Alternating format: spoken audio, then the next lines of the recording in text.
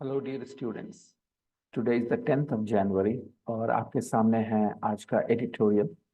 तो आज दो नई स्टोरीज हैं सामने। Good growth, low demand on the NSO projection. NSO का जो प्रोजेक्शन आया है उसमें बताया जा रहा है कि ग्रोथ अच्छी होगी लेकिन डिमांड कम होगी। Government spending seems to be propping up growth. Government की जो स्पेंडिंग यानी पैसे जो गवर्नमेंट खर्च कर रही है seems to be propping up growth. Prop up सहारा देना, सपोर्ट करना। ग्रोथ को यही सपोर्ट कर रही है कि गवर्नमेंट जो पैसे खर्च कर रही है इस वजह से ग्रोथ आ रही है। ग्रोथ इसलिए नहीं आ रही कि डिमांड ज्यादा है। डिमांड बढ़ेगी तो ग्रोथ ज्यादा हो जाएगी, राइट। लेकिन यहाँ कह रहे हैं एनएसओ का जो प्रोजेक्शन है वो ये बता रहा है गवर्नमेंट की जो पैसे खर्च करने का जो स्कीम, गवर्नमेंट जो पैसे खर्च कर रही है इसकी वजह से ग्रोथ को सहारा मिल रहा है, ग्रोथ दिख रहा है। गुड ग्रोथ क्यों आ रहा है? इसलिए नहीं कि डिमांड बढ़ रहा है देश में। डिमांड बढ़ना मतलब लोगों के पास पैसे पहुंचना। तो ये जो है ना, ये एनएसओ का जो प्रोजेक्शन है ये गवर्नमेंट को बहुत खुश नहीं करेगा। और दूसरी बात है गवर्नमेंट का बहुत बढ़िया पिक्चर नहीं दिखा रहा। ठीक है, आगे दूसरी स्टोरी, इन्वेस्टर कॉन्फिडेंस। इन्वेस्टर का कॉन्फिडेंस कैसा है भाई? On the day two day Tamil Nadu global investors meet. 2 दिनों का तमिलनाडु में ग्लोबल इन्वेस्टर्स मीट हुआ है। देश में मतलब दुनिया से अलग अलग हिस्सों से इन्वेस्टर्स आए हैं। ठीक है, तो ये इसके लिए 2 दिनों की तमिलनाडु ग्लोबल मीट हुई है। 2 दिनों की मीट, गौर करिए यहाँ इंग्लिश पे, on the two day Tamil Nadu global investors meet. यहाँ टू डे के बाद एस नहीं लगा है, ठीक है। 2 days नहीं लिखा है क्योंकि यहाँ हाइफन है ना, इसकी वजह से। अगर मैं यहाँ पर, ये 2 day जो है एक एडजेक्टिव का काम कर रहा है। तमिलनाडु ग्लोबल इन्वेस्टर्स मीट 2 दिनों वाला, 2 दिन का। On the two day Tamil Nadu global investors meet, हाँ एस नहीं लगा है इस डे में, ध्यान दीजिएगा। यहाँ टू है लेकिन हाइफन है और डे में एस नहीं लगा है। ये एडजेक्टिव का काम कर रहा है तमिलनाडु ग्लोबल इन्वेस्टर्स मीट के लिए। तो कहानी पढ़ते हैं, पहली कहानी पढ़ते हैं, good growth low demand on the NSO projection. चलिए इसको क्लिक करते हैं, पढ़ते हैं इसको साथ मिलके। द फर्स्ट एडवांस एस्टिमेट्स, पहली advance estimates of national income, national आमदनी, national income for the current fiscal year. Current fiscal year के लिए जो पहली एडवांस एस्टिमेट आई है नेशनल इनकम की प्रेजेंट अ पिक्चर, एक ऐसी तस्वीर सामने रखती है, present picture of an economy on steroids. एक ऐसी इकोनॉमी की तस्वीर सामने रखती है जो स्टेरॉइड्स पे है। कौन से steroids? Steroids of government spending. यानी स्टेरॉइड्स पे कोई चीज हो तो बहुत ज्यादा आगे बढ़ रही होती है ना, तो स्टेरॉइड्स पे है। लेकिन स्टेरॉइड क्या है? गवर्नमेंट स्पेंडिंग है ये स्टेरॉइड। यानी गवर्नमेंट स्पेंडिंग की वजह से ये जो इकोनॉमी है सही दिख रही है। While the NSO has made bold to project real GDP growth marginally quickening to a 7.3% pace from 2020-23 23 7.2%। तो 2022-23 का जो प्रोजेक्ट जीडीपी ग्रोथ रहा है वो है 7.2%। इस बार जो है प्रोजेक्ट एडवांस में कहा जा रहा है कि क्या होगा, वो जरा सा 0.1% का पेस 7.3% के स्पीड से बढ़ेगा। यानी कि जो बढ़ेगा वो बहुत ज्यादा तेज नहीं बढ़ेगा। 7.2 था 2022-23 का, 2023-24 का होगा 7.3%। ये प्रेडिक्ट किया जा रहा है, ठीक है। तो ये मार्जिनली आगे बढ़ा है, राइट। मार्जिनली मतलब थोड़ा सा, बहुत बड़ा नहीं, थोड़ा सा। ओके, तो NSO has made bold to project real GDP growth marginally quickening to a 7.3% pace। NSO बता रहा है कि जो जीडीपी का ग्रोथ है वो बस 7.2 से 7.3% होगा। वाइल के बाद यहाँ एक कॉमा देखिए और उसके बाद एक नई बात, दोनों में कॉन्ट्रास्ट है, ठीक है। while he is very hard working comma while he is very hard working he doesn't seem to have a very sharp mind। ठीक है, तो दो चीजें, वाइल से आप कॉन्ट्रास्ट शो करते हैं दोस्तों। मैं वाइल से एक सेंटेंस बोलता हूं इस सेंटेंस को समझने के लिए। While he is very hard working, आपने एक अच्छी क्वालिटी बताई ना उसके बारे में। While he is hard working comma he isn't very clever. तो आप बता रहे हैं अब हाँ, ये बात सच है कि वो बहुत मेहनती है लेकिन क्लेवर नहीं है, तो आपने कॉन्ट्रास्ट शो किया, ठीक है। While the family have a very good reputation, ठीक है, आपने अभी एक पॉजिटिव बात बोली, अब कॉमा देने के बाद आप कुछ ऐसा बोलेंगे जो कंपेयर करवाएगा, उसको कंट्रास्ट करवाएगा वहां पे, ठीक है। While the NSO has made bold to project real GDP growth marginally quickening to a 7.3% pace from 2022-23's 7.2%, scrutiny of sectoral output figures, scrutiny, scrutiny मतलब क्या होता है?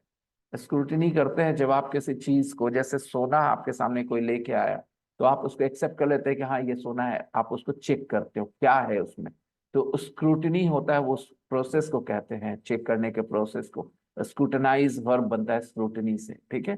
तो किसी चीज को आप चेक करते हो कैसा है, कैसा नहीं है, सही है, गलत है, स्क्रूटनाइज करते हो, ठीक। किसी ने बोल दिया कोई बात कि हम बहुत अच्छे जानकार हैं म्यूजिक के, तो आप स्क्रूटनाइज करोगे उसके इस क्लेम को, यानी चेक करोगे। तो स्क्रूटनाइज करना मतलब चेक करना, ठीक है, स्क्रूटनी मतलब चेक।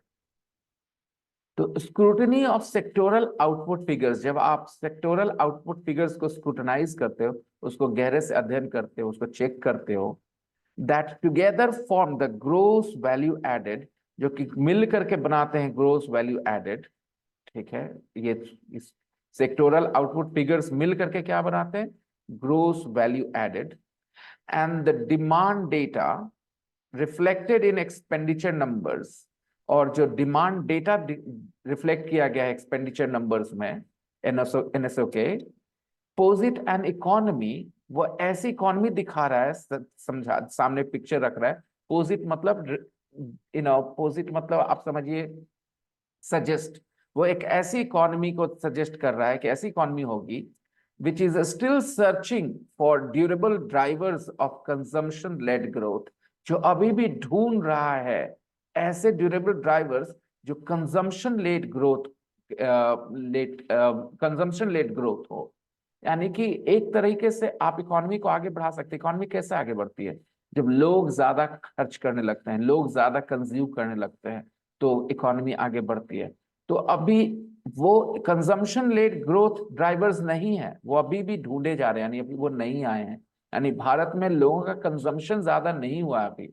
अगर भारत में लोग ज्यादा कंज्यूम करने लगेंगे, ज्यादा चीजें हासिल यूज करने लगेंगे, यानी कि हर एक आदमी का जीवन स्तर बढ़ेगा और भारत एक विकसित देश होने की तरफ बढ़ेगा, राइट।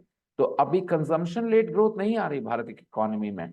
भारत की इकोनॉमी में जो ग्रोथ आ रही है वो किसकी वजह से आ रही है? ये जो गवर्नमेंट पैसे खर्च कर रही है ना, इस वजह से आ रही है। लोग अपने पैसे खर्च करके सामान नहीं खरीद रहे, इसकी वजह से नहीं आ रही growth.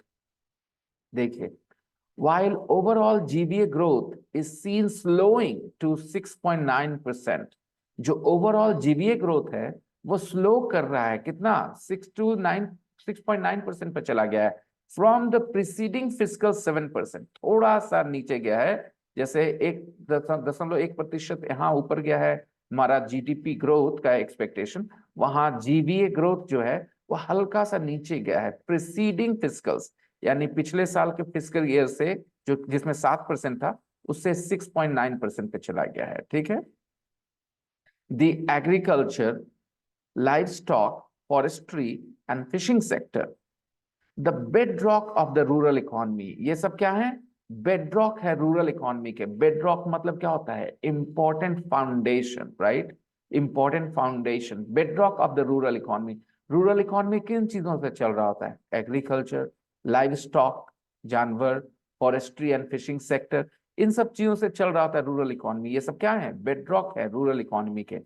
One of the largest providers of work for the second largest generator of economic value outside the services economy, ये one of the largest providers of work है ये सब, ठीक है। जो रूरल इकोनॉमी है, ये जो एग्रीकल्चर लाइफ स्टॉक ये है, one of the largest providers of work, ठीक है, and the second largest generator of economic value, second of outside the services economy, यानी सर्विसेज इकोनॉमी जो है वो the second largest generator off economic value, यानी कि सबसे दूसरा सबसे बड़ा जनरेटर है, यानी पैदा करने वाला इकोनॉमिक वैल्यू का। यानी कि जीडीपी में जो नंबर आते हैं उसका दूसरा सबसे बड़ा प्रोवाइडर जो है, जनरेटर जो है, वो है यही। ठीक है, rural economy, life stock, forestry, agriculture, ये सब। Outside the service economy, service economy के बाहर, यानी सर्विस इकोनॉमी को छोड़ करके, will see output expanding by 1.8%। इसमें क्या दिखेगा? आउटपुट एक्सपेंडिंग दिखेगा, यानी कि एक आउटपुट जो है इसका बढ़ रहा है। आउटपुट विल सी मतलब क्या दिखेगा, यानी कि आगे क्या होगा? आउटपुट एक्सपेंडिंग, आउटपुट बढ़ रहा होगा बाय 1.8%। 1.8% के रफ्तार से फैल रहा है। एक्सपैंड करना मतलब फैलना यानी बढ़ना, राइट? आउटपुट इस रफ्तार से बढ़ रहा है इसमें। ये है स्लोएस्ट इन 8 years, 8 साल में सबसे स्लो है 1.8%, and less than half of 22-23 4% pace. यही चीज जो है 2022-2023 में ये आउटपुट एक्सपैंड किस रफ्तार से कर रहा था? 4% की रफ्तार से कर रहा था पिछले साल, और इस साल 1.18% की रफ्तार से चलेगा, आगे बढ़ेगा। यानी कि घट गया है आधा, 50% इसमें गिरावट आ गई है स्पीड में, और 8 साल में सबसे नीचे है। And even this pace of growth, और ये पेस भी जो ग्रोथ का है, मे बी ऑप्टिमिस्टिक, ये भी ऑप्टिमिस्टिक नंबर्स हैं। मतलब जब अच्छी उम्मीद करें तो इससे भी खराब हो सकता है। Even this pace of growth में बी ऑप्टिमिस्टिक, ये भी जो ग्रोथ है ना, ग्रोथ का जो स्पीड है, यानी विकास की जो दर है, ये भी जो है ऑप्टिमिस्टिक है। यानी ऑप्टिमिस्टिक अगर आप इसको कह रहे हो तो कह रहे हो कि इससे भी खराब होने की गुंजाइश है। जब आप पॉजिटिव होकर सोच रहे हो तो आप ये नंबर दे रहे हो। गिवन द एस्टिमेटेड शॉर्टफॉल, किस वजह से? Given the estimated shortfall in kharif output, क्योंकि आगे एस्टिमेट किया जा रहा है एक शॉर्टफॉल, गिरावट एस्टिमेट किया जा रहा है, यानी उम्मीद की जा रही है इन खरीफ आउटपुट। खरीफ आउटपुट में, खरीफ की फसल की कटाई में एक शॉर्टफॉल आने वाला है, इसकी उम्मीद की जा रही है। इसकी वजह से हम लोग इस नंबर को भी ऑप्टिमिस्टिक मानेंगे, क्योंकि अगर ये सही साबित हुआ तो ये नंबर और भी नीचे चले जाएंगे।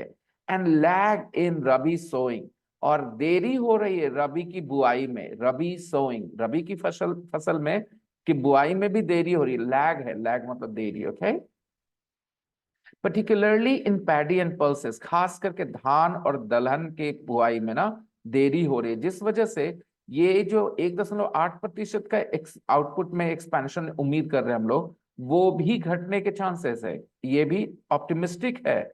इस वजह से अगर ये सब हो गया ना तो और ज्यादा मुश्किल होने वाली है। इस पर डिपेंड कर रहा है।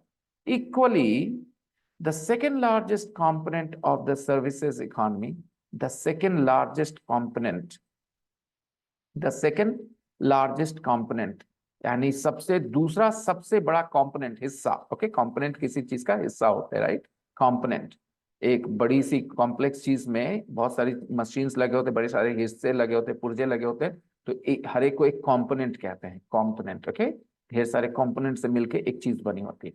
The second largest component of the services economy, services economy की सेकेंड लार्जेस्ट कॉम्पोनेंट जो है, the omnibus trade, hotels, transport, communication and broadcasting sector, also a large provider of jobs, और ये बहुत बड़ा जॉब का प्रोवाइडर भी है ये सब, hotels, transport, communication, broadcasting sector, is estimated to witness more than a halving in the pace of growth।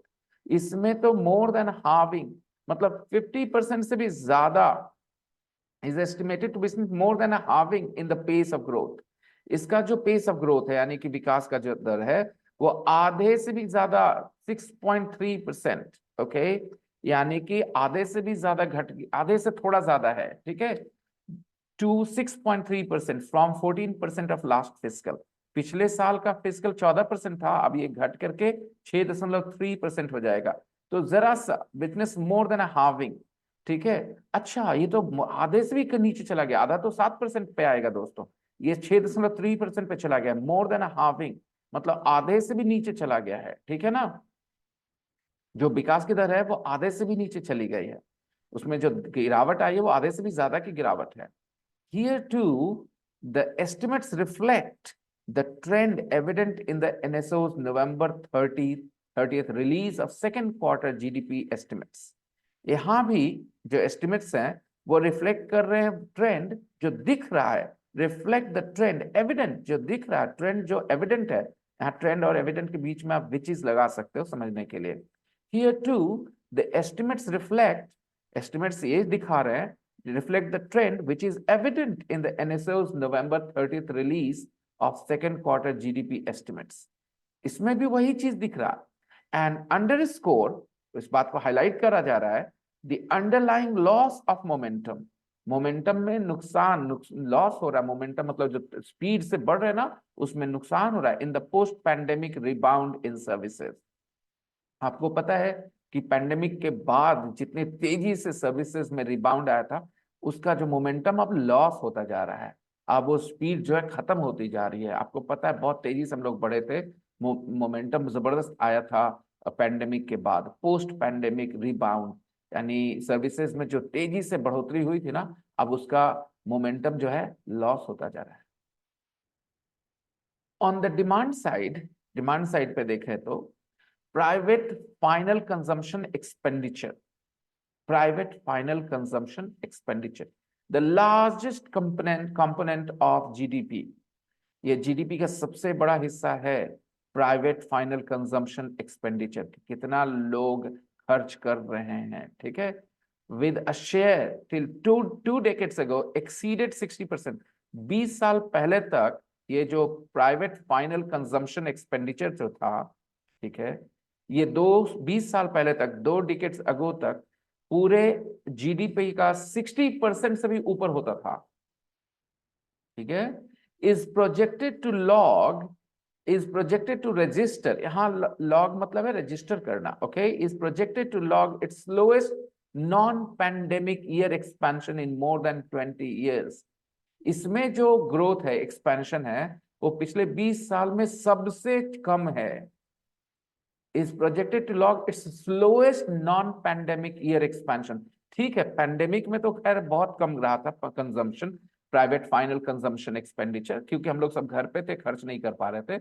लेकिन नॉन पैंडेमिक ईयर्स की कंपैरिजन में ये पिछले 20 साल में सबसे नीचे है। अभी का जो एस्टिमेट है 4.4%, यही उम्मीद की जा रही है कि इसी से private final consumption expenditure expand करेगा, मात्र 4.4%, यानी जो कंजम्पशन हमारा है वो 4.4% से बढ़ रहा है, ठीक है। जो हम कंज्यूम करेंगे, जो प्राइवेट फाइनल कंजम्पशन एक्सपेंडिचर है, ये अगर खूब बढ़ने लगे तो समझिए हमारी इकोनॉमी सही डायरेक्शन में बढ़ रही है, राइट।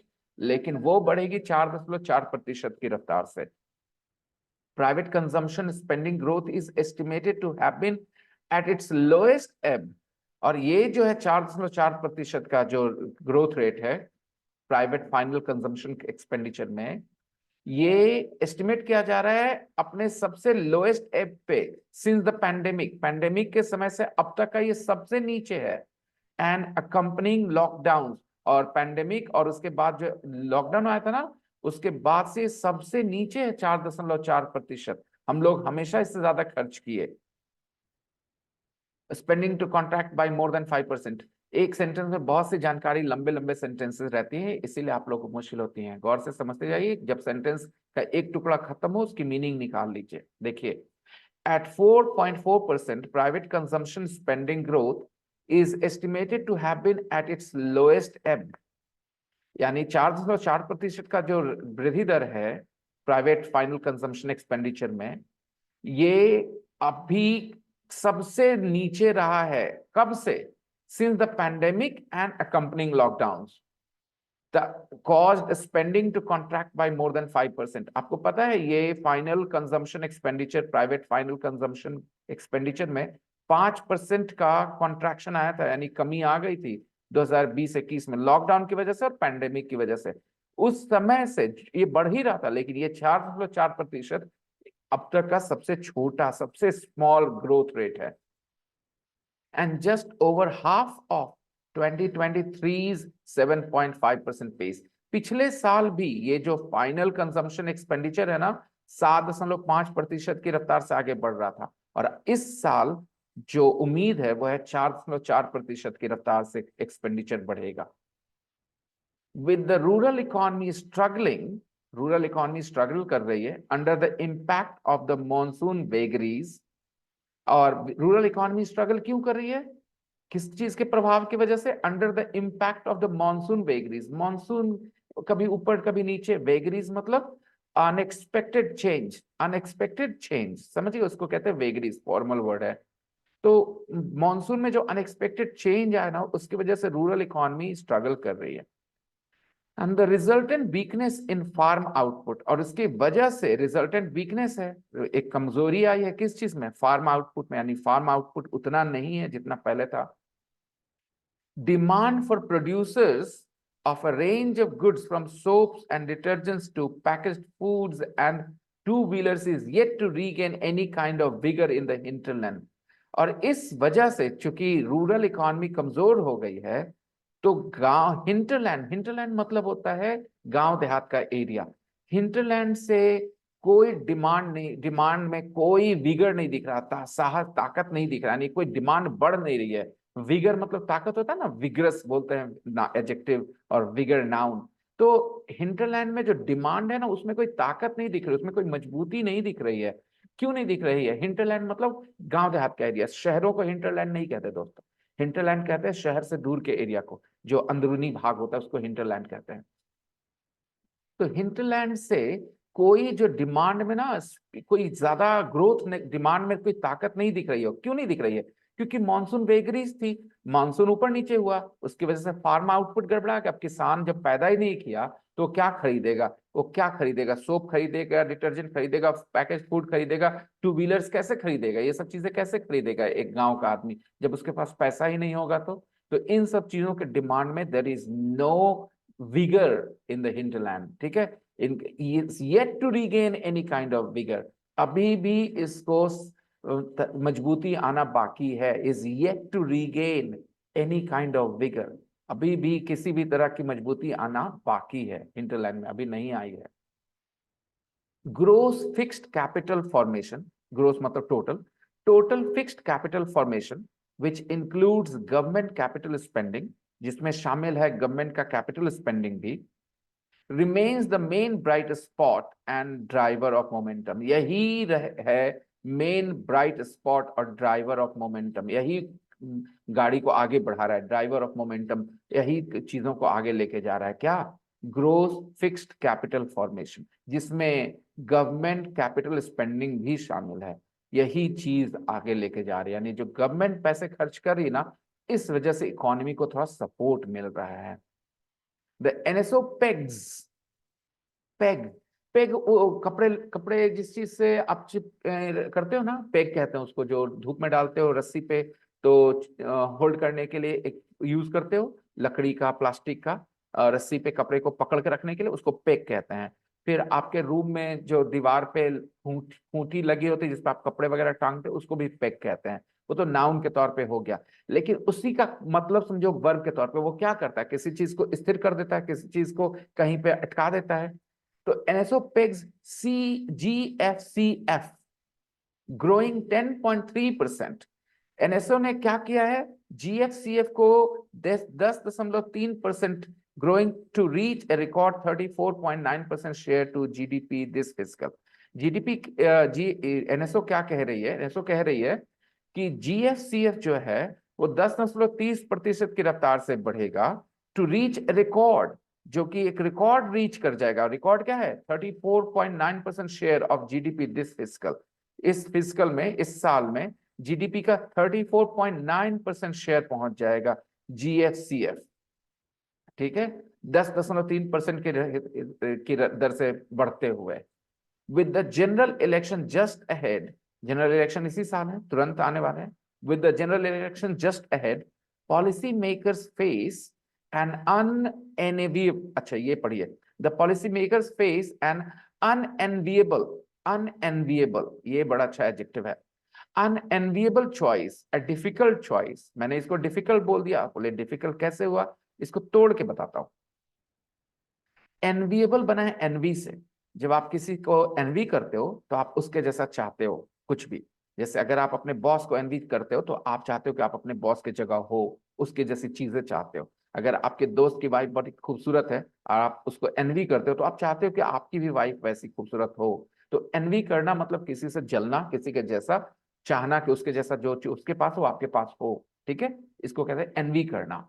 तो एनविएबल यानी एनवी कराने लायक, और अनएनविएबल मतलब एनवी ना कराने लायक। तो जब आपके पास कोई ऐसी चीज है जिससे जिसको एनविएबल कहें, तो लोग उसको हासिल करना चाहते हैं। मान लो आपकी जबरदस्त गाड़ी है, एक बड़ी सी अच्छी फरारी है, तो एनविएबल एसेट है ना, लोग उससे एनवी करेंगे, वाह इसके पास फरारी, काश मेरे पास होती। तो एनविएबल एसेट है। लेकिन अनएनविएबल कोई चीज है तो लोग क्या कहते हैं, ना ना इसी के पास ठीक है, हमको नहीं चाहिए। तो ऐसे में खराबियों को, मुश्किल चीजों को अनएनविएबल कहेंगे, जो दूसरे नहीं चाहते। तो गवर्नमेंट पॉलिसी मेकर्स क्या फेस कर रहे हैं, एन अनएनविएबल चॉइस, जो आपको नहीं चाहिए। ऐसा आप नहीं चाहते इस सिचुएशन में होना जहां आपको ये चॉइस लेना पड़े। An unenviable choice, a difficult choice, कोई डिफिकल्ट चॉइस करना नहीं चाहता कि ये चुनूं कि वो चुनूं, जब दोनों में से चुनना बहुत मुश्किल है। Keep the spending spigot fully open. Spigot मतलब नल, समझिए नल का समझते हैं, वो जो पानी के लिए नल होता है ना, वो। Keep the spending spigot fully open, क्या वो अपना खर्च, नल जो है खर्चा वाला नल पूरा खोले रहे, करते रहे वैसे ही खर्च। टू प्रॉप अप ग्रोथ, ताकि ग्रोथ को सहारा मिलता रहे। अपना खर्चा करते रहेंगे वैसे ही तो ग्रोथ आगे बढ़ता रहेगा। At the risk of physical slippage, लेकिन उसमें एक रिस्क है कि फिजिकल में मामला गड़बड़ा जाएगा, स्लिपेज आ जाएगा, यानी कि वहां पर स्लिप कर जाएगा, यानी वहां पर खर्चे बढ़ जाएंगे और आमदनी घट जाएगी। ये रिस्क है। और टाइटन द पर्स स्ट्रिंग्स, या अपने पर्स की डोरियां खींच के बांध दें। And risk further further loss of momentum, और थोड़ा रिस्क करें कि भाई ये चीज का रिस्क लें कि भाई कोई बात नहीं, मोमेंटम थोड़ा सा और लॉस हो जाए, कोई बात नहीं। क्या करना होगा गवर्नमेंट को, इसमें से एक चुनना हो गया, तो खर्च कम करके मोमेंटम जाने दें ग्रोथ का, या खर्च बढ़ाए रखें अपना, लेकिन फिजिकल स्लिपेज का रिस्क लें कि ये भी हो सकता है। तो आज मैंने स्टोरी पूरी पढ़ दी आपके लिए। Okay, thank you very much. अगर आपको अच्छा लगा, आपको कुछ फायदा हुआ, कमेंट करिए, लाइक करिए अगर आपका कुछ फायदा होता है, आप देखते हैं तो। इसी से हमें मोटिवेशन मिलता है। यहाँ ना स्टूडेंट्स बैठे होते हैं और यूट्यूब पे ना कुछ, तो ऑब्वियसली जब आप वीडियोस देखते हैं, अगर आपको अच्छा लगता है तो आप लाइक कर दें, ताकि अगला फिर से वीडियो बनाने के लिए आए। ओके, आज के लिए बस इतना ही, मिलेंगे फिर अगले वीडियो। Thank you.